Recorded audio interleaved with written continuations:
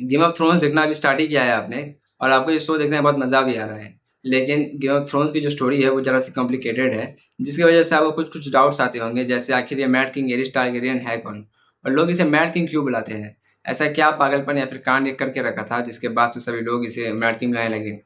और फिर Robert Baratheon क्यों इसके खिलाफ रेबिलियन स्टार्ट कर देता है, और फिर क्या क्या इवेंट्स होते हैं इस रेबिलियन में, कौन कौन से बैटल लड़ी जाती है, और कैसे रॉबर्ट इन बैटल्स को जीतता है या फिर हारता है, और फिर लास्ट में पूरा रेबिलियन जीत जाता है रॉबर्ट,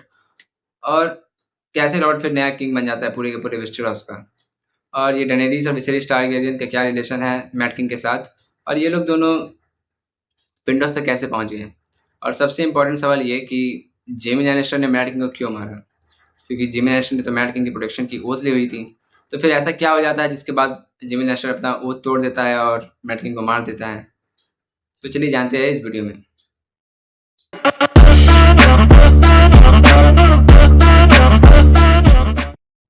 तो इस पूरी स्टोरी को समझने के लिए हमें Game of Throne season 1 episode 1 से कुछ ईयर्स पीछे जाना पड़ेगा। और ईयर 262 एसी एसी यानी कि आफ्टर कॉन्क्वेस्ट, यानी कि एगोन द कॉन्करर के पूरे वेस्टरोस पे कब्जा करने के 262 साल बाद पूरे वेस्टरोस का नया किंग बन जाता है एरिस द सेकंड टारगेरियन, उसके फादर जेरिस टारगेरियन के डेथ के बाद। और जिस समय एरिस टारगेरियन ने आयरन थ्रोन का असेंड किया था, उस समय एरिस जो था वो बहुत ही काइंड हार्टेड और जनरस आदमी था। और जो वेस्टरोस की जो जनता थी वो भी एरिस को बहुत ही पसंद करती थी, और सभी लोगों को ये उम्मीद था कि एरिस जो है वो एक अच्छा राजा बनेगा और लोगों के जो प्रॉब्लम्स है उन्हें सॉल्व करेगा। और ऐसा होता भी, एरिस जो रहता है वो बहुत ही अच्छा काम करता है अपने टेन्योर के स्टार्टिंग ईयर्स में। और एरिस जो था ना वो जवान आदमी था उस समय में, तो वो अपने अगल बगल में आसपास में और अपने कोर्ट ऑफिसर्स में सिर्फ जवान लोगों को देखना चाहता था, और जोशीले लोगों को, ना कि बुढ़े खड़ूस लोगों को। तो इसलिए एरिस क्या करता है, एरिस अपने दोस्त टाइवन लैनिस्टर जो कि वेस्टरलैंड्स के लॉर्ड पैरामाउंट थे उसे बुलाता है किंग्स लैंडिंग में, और उसे नया हैंड ऑफ द किंग बना देता है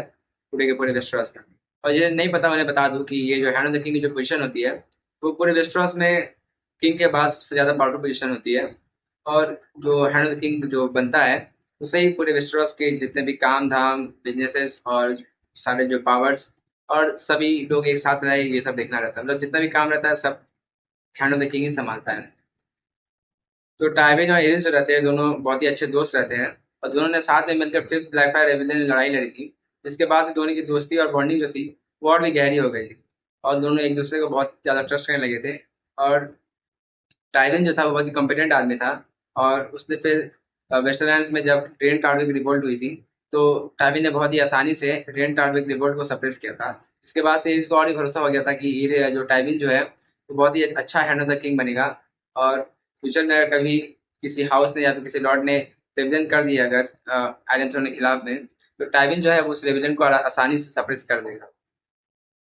धीरे धीरे वक्त बीतता गया, समय कटता गया, और देखते ही देखते 15 साल निकल गए। और इन 15 सालों के बाद रिजल्ट ये निकल कर आता है कि टाइविन लैनिस्टर के कमांड में पूरे विश्व में शांति ही शांति थी। और इन 15 सालों में पूरे सातों रियासतों में किसी भी रियासत में कोई भी लड़ाई नहीं लड़ी गई, और हर जगह शांति थी, और विश्व की जो जनता थी वो भी बहुत खुश थी टाइविन के काम से। और जो हाउस टारगेरियन की जो रॉयल ट्रेजरी थी उसे भी बहुत बेनिफिट हुआ था under Aerys Targaryen and Tywin Lannister के रूल में। और जो विश्वास के जितने भी लॉर्ड्स थे और लॉर्ड पैरामाउंट्स थे वो सब भी अब खुश थे टाइविन लैनिस्टर से। लेकिन एरिस टारगेरियन जो था वो अब टाइविन लैनिस्टर से थोड़ा जलने लगता है, और एरिस को ऐसा लगने लगा था कि जो टाइविन लैनिस्टर है वो एरिस के खिलाफ में प्लानिंग और प्लॉटिंग कर रहा है, और समय आने पर टाइविन क्या करेगा, एरिस को ओवरथ्रो करेगा और खुद राजा बन जाएगा, या फिर अपने बेटे जेमी लैनिस्टर को राजा बना देगा। एरिस ऐसा सोच ही रहा होता है कि फिर ईयर 277 एसी में डस्कनडेल के लॉर्ड डेनिस टार्गेरियन एरिस को इनवाइट करते हैं अपने डस्कनडेल के कैसल में। और जब एरिस टारगेरियन डस्कनडेल पहुंचता है तो लॉर्ड डेनिस टार्गेरियन क्या करते हैं, वो एरिस को अरेस्ट कर लेते हैं और एरिस को काल कोठरी में फेंक देते हैं, यानी कि डलवा देते हैं। और एरिस वहाँ पे सड़ रहा होता है काल कोठरी में। काल कोठरी का मतलब जेल होता है, ठीक है। फिर यहाँ पे किंग्स लैंडिंग पे जब खबर पहुंचती है कि एरिस टारगेरियन को डस्कन ने बंदी बना लिया गया है, तब टाइविन लैनिस्टर प्लानिंग करता है, और अपने प्लानिंग के तहत किंग्स गार्ड के एक बहुत ही बहादुर सिपाही या बहुत ही बहादुर नाइट सर बैस्टन सेल्मी को वो भेज देता है डस्कन डेल में। और डस्कन डेल पहुंचने के बाद सर बैस्टन सेल्मी वहाँ पे जाते हैं और जा करके एरिस टारगेरियन को रेस्क्यू करते हैं, और फिर एरिस टारगेरियन को डस्कन डेल से किंग्स लैंडिंग तक सही सलामत लेकर वापस आते हैं। फिर यहाँ पे हैप्पी एंडिंग हो जाता है, लेकिन यहाँ पे हैप्पी एंडिंग नहीं होता। क्यों नहीं होता? क्योंकि एरिस टारगेरियन डस्कन डेल से वापस तो आ जाता है, लेकिन अब एरिस टारगेरियन को सबके ऊपर डाउट होने लगता है और उसको ऐसा लगने लगता है कि जितने भी लोग हैं उसके आसपास में, चाहे वो कोई भी हो, चाहे वो टाइविन लैनिस्टर हो, चाहे वो कोई और कोर्ट का मेंबर हो, चाहे वो कोई और लॉर्ड हो या फिर लॉर्ड पैरामाउंट हो किसी किंगडम का, वो सब जो है वो एरिस टारगेरियन को पसंद नहीं करते और वो लोग ओवरथ्रो करना चाहते हैं एरिस को। और हो सकता है वो लोग सब कोई प्लानिंग प्लॉटिंग कर रहे हो एरिस के खिलाफ, ऐसा एरिस को लगने लगता है। और यहाँ तक एरिस को ये भी लगता है कि उसका जो बेटा है, सबसे बड़ा बेटा रेगार टारगेरियन, जो कि क्राउन प्रिंस भी है, उसको ऐसा भी लगता है कि रेगार टारगेरियन जो है वो जल्दी राजा बनने के लिए अपने बाप को यानी कि एरिस को धोखा देगा। एरिस के चेंज बिहेवियर और बढ़ते हुए पागलपन को देखने के बाद टायरन सोचता है कि एरिस जो है वो अब आयरन थ्रोन के ऊपर ज़्यादा दिन का मेहमान है नहीं, और जब तक आयरन थ्रोन पे बना भी रहेगा एरिस, तब तक वो टायरन को कुछ खास सपोर्ट करने वाला है नहीं। तो टायरन सोचता है कि अगर टायरन की बेटी सर्सी लैनिस्टर, जो कि पूरे वेस्टरॉस में सबसे खूबसूरत लड़की है, उसकी शादी एरिस टारगेरियन के बड़े बेटे रेगार्ड टारगेरियन से कर दी जाए, जो कि क्राउन प्रिंस भी है, तो जब एरिस राजा नहीं रहेगा और रेगार्ड टारगेरियन राजा बन जाएगा पूरे वेस्टरॉस का, तब हाउस लैनिस्टर की और टाइविन लैनिस्टर की पावर जो है वो पूरे विस्ट्रॉस में और कोर्ट में बनी रहेगी। तो इस विचार के साथ टाइविन लैनिस्टर जाता है एरिस के पास और जाकर के रेगार टारगेरियन और सर्सी लैनिस्टर के शादी का प्रपोजल रखता है एरिस के सामने। लेकिन एरिस बावरा क्या करता है, टाइविन के इस प्रपोजल को ठुकरा देता है और बोलता है कि मैं अपने बेटे की शादी अपने नौकर की बेटी से कतई ना करूंगा। एरिस के इस बिहेवियर से टाइविन लैनिस्टर बहुत ही गुस्सा हो जाता है और टाइविन और एरिस के बीच में जो दूरियां थी वो और भी बढ़ जाती है। लेकिन तब भी टाइविन उम्मीद नहीं छोड़ता है और कुछ ना कुछ प्लानिंग करते रहता है कि किसी तरह रेगार्ड टारगेरियन की शादी जो है वो सर्सी लैनिस्टर से हो जाए। लेकिन टाइविन का साथ सपना टूट जाता है जब ईयर 280 एसी में एरिस अपने बेटे रेगार की शादी कर देता है डॉन के प्रिंसेस इंडिया मार्टेल से। धीरे धीरे एरिस टारगेरियन की जो मेंटल सिचुएशन थी वो और भी खराब होते जा रही थी और वो अपने आस पास के सभी लोगों को एज ट्रेटर्स देख रहा था और उसको लग रहा था कि जितने भी लोग हैं सब धोखेबाज है, सब गद्दार है, वगैरह वगैरह। और उसकी अब एक नई फैंटेसी जा गई थी वाइल्ड फायर के साथ, और जो भी एरिस का बात नहीं सुनता था या फिर जो भी क्रिमिनल प्रूव होता था कोर्ट में, एरिस उसे जिंदा जला के मार देता था पूरे कोर्ट के सामने में। और टाइविन लैनिस्टर के साथ भी एरिस के जो रिलेशंस थे वो बहुत ही खराब हो गए थे और अब एरिस टाइविन नीचे दिखाने के लिए हर कुछ करने को तैयार था। फिर ईयर 281 ईस्वी में हेरनहॉल के लॉर्ड वॉल्टर वेंट एक टूर्नी ऑर्गेनाइज करते हैं हेरनहॉल में अपनी रईसी को दिखाने के लिए, जिसमें वेस्टरॉस के सभी बड़े बड़े लॉर्ड्स, लॉर्ड पैरामाउंट्स और यहाँ तक कि किंग एरिस भी मौजूद थे। और जिन्हें नहीं पता कि ये टूर्नी क्या होता है, तो टूर्नी का मतलब बेसिकली टूर्नामेंट होता है और वेस्टरॉस की टूर्नीज में जो वॉरियर्स होते थे वो लोग जॉस्टिंग कंपटीशन में हिस्सा लेते थे। और जॉस्टिंग कंपटीशन में क्या होता है ना कि आपको अपने आपके ओपोनेंट को घोड़े पर से गिराना पड़ता है भाले की मदद से। तो ये टूर्नामेंट ऑर्गेनाइज किया गया था। लेकिन टूर्नामेंट से ही पहले एरिस क्या करता है, एक बहुत ही घिनौना चाल चलता है और टाइविन लैनिस्टर को नीचा दिखाने के लिए और टाइविन को छोटा महसूस कराने के लिए क्या करता है, टाइविन के बड़े बेटे जेमी लैनिस्टर को किंग्स गार्ड ज्वाइन करा देता है। और जो भी इंसान किंग्स गार्ड ज्वाइन करता है उसे ये सोच लेना पड़ता है कि वो कभी भी शादी नहीं करेगा, ना ही बच्चे पैदा करेगा और ना ही अपने एंसेस्टर प्रॉपर्टी को इनहेरिट करेगा। जिसका मतलब टाइविन का जो खानदान है वो टाइविन के साथ ही खत्म हो गया, क्योंकि टाइविन का जो दूसरा बेटा है टिरियन लैनिस्टर वो एक बौना है और टाइविन एक बौने को अपने एंसेस्टर सीट पे तो बैठाएगा नहीं। इसका मतलब हाउस लैनिस्टर का जो पावर है वो टाइविन के साथ ही खत्म। तो टाइविन इसे एज इंसल्ट लेता है और तुरंत अपने हैंड ऑफ द किंग की पोस्ट से रिजाइन कर देता है और अपने पूरे फैमिली के साथ वापस चला जाता है कास्टली रॉक, और ना ही वो हैंड हॉल का टूर्नी जो रहता है वो भी वो अटेंड नहीं करता। लेकिन जेमी लैनिस्टर जो रहता है वो वहीं पे रुक जाता है किंग्स गार्ड के साथ एरिस टारगेरियन के प्रोटेक्शन में। उस टूर्नी में पूरे वेस्टरोस के सभी बड़े बड़े लॉर्ड्स और लॉर्ड पैरामाउंट्स आए हुए थे, जैसे कि स्टॉर्म्सलैंड के लॉर्ड पैरामाउंट रॉबर्ट बराथियन और उसकी फैमिली, नॉर्थ के lord paramount lord Rickard Stark और उसकी फैमिली, और वेल के लॉर्ड पैरामाउंट जॉन एलन और उसकी फैमिली, और रीच के लॉर्ड पैरामाउंट मेस टायरल और उसकी फैमिली, और डॉन का प्रिंस ओबरिन मार्टेल भी आया हुआ था। रिवरलैंड्स के लॉर्ड पैरामाउंट हॉस्टर टली इस टूर्नी में नहीं आते हैं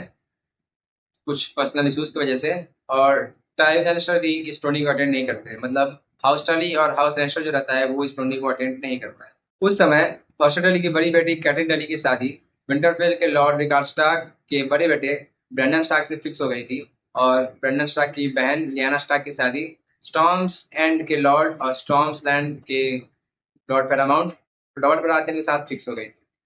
उस टूर्नी के जॉस्टिंग कंपटीशन में Rhaegar Targaryen, lord Yohn Royce, Brandon Stark, sir Barristan Selmy और सर आर्थर डेन को हरा देता है और टूर्नी जीत जाता है। और टूर्नी जीतने के बाद रेगार्ड टारगेरियन को एक टाइटल दिया जाता है जिसे कहते हैं queen of love and beauty. और उस टाइटल को रेगार्ड टारगेरियन को क्या करना था, अपने बीवी को या फिर अपने लवर को देना था। और रेगार्ड टारगेरियन फिर क्या करता है, वो उस टाइटल को ले जा करके अपने बीवी एरिया मार्टेन को नहीं देकर जा करके लियाना स्टार्क को दे देता है, जो कि हमारे नेड स्टार्क की बहन है। रिगार्ड टारगेरियन के इस बिहेवियर से ब्रायन स्टार्क और रॉड बराथियन बहुत ही विरोध करते हैं, लेकिन फिर एरिस टारगेरियन सबको शांत कर देता है और हैप्पी एंडिंग हो जाता है वहाँ पे, और बाकी सभी लोग जो रहते हैं वो सभी अपने अपने घर चले जाते हैं। ऐसा आपको लग रहा होगा कि ये हैप्पी एंडिंग है, लेकिन ये हैप्पी एंडिंग है नहीं, क्योंकि कहानी में आता है एक बड़ा ट्विस्ट। और हैरी हॉल के टूर्नी के लगभग लगभग 1 साल या फिर 10 महीने बाद रिगार्ड टारगेरियन और लियाना स्टार्क फिर से मिलते हैं हैरी हॉल के आसपास में, और दोनों फिर वहीं से गायब हो जाते हैं। और सभी लोगों को लगने लगता है, और स्पेशली रॉड बराथियन को और ब्रेंडन स्टार्क को ऐसा लगता है कि रेगार्ड टारगेरियन ने लियाना स्टार्क को किडनैप कर लिया है और अपने साथ ले गया है। जिसके बाद ब्रेंडन स्टार्क गुस्से में किंग्स लैंडिंग के लिए राइड करता है अपने कुछ चंद भर सिपाहियों के साथ।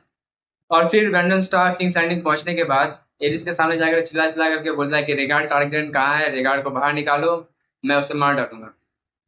Come and die.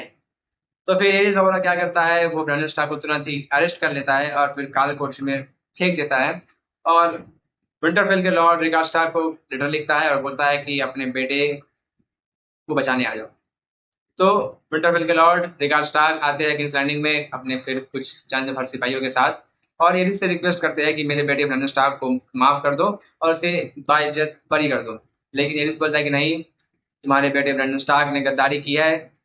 श्रोन के साथ गद्दारी की सजा एक ही है, सजा है मौत। तो फिर विंटरफेल के लॉर्ड रिगार्ड स्टार्क क्या करते हैं, वो एरिस से ट्रायल बाय कॉम्बैट की डिमांड करते हैं। और ट्रायल बाय कॉम्बैट में क्या होता है, अगर मान लीजिए मुझे फांसी दी जा रही है, ठीक है, और एरिस मुझे फांसी दे रहा है, और अगर मैं ट्रायल बाय कॉम्बैट की डिमांड करता हूँ तो मेरे पास बचने का एक आखिरी मौका है, और मेरे तरफ से मैं एक चैंपियन या फिर एक वॉरियर को रख सकता हूँ, और एरिस वहाँ से अपने एक वॉरियर को भेजेगा। और अगर मेरा वॉरियर जो है वो एरिस के वॉरियर को मार देता है या फिर हरा देता है, तो मुझे बाइज्जत बरी कर दिया जाएगा और मुझे कोई फांसी या फिर सजाए मौत नहीं दी जाएगी। तो फिर